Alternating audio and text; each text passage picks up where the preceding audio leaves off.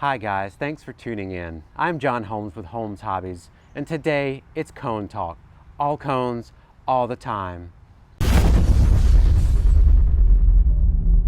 So today we have a very special guest, our cones. Maybe you use our cones. I know that there's thousands of them out there, and a needy child just might be playing with a cone right now. If you can support us by buying a 10-pack of cones for the low price of only $5, you can share cones with your loved ones, and maybe a needy child in your neighborhood can have as much fun as we do. As you can see, these cones in their natural state in the wild are very bright orange so that you can find them after you drop them, because you will drop them.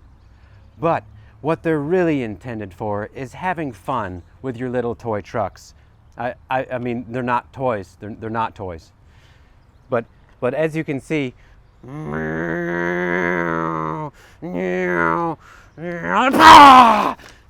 quite fun to play with. Sometimes I just like to go out and roll around in the cones. What kind of things do you do with your cones? Sometimes cones make me a little upset and teary-eyed, but all I have to do is think about what I like doing with cones. Sometimes I like to tape my cones together. Sometimes I like to touch tips on my cones, just slightly.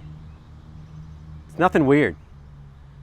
Thanks for tuning in to another special episode of Cone Talk. I hope that this answered all your questions about cones and the things that I do with my cones. And maybe it gave you some ideas to play with your cones at home too.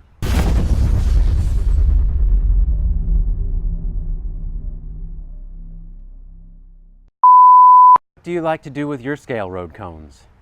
Sometimes I like to tape my cones together. That's a good one.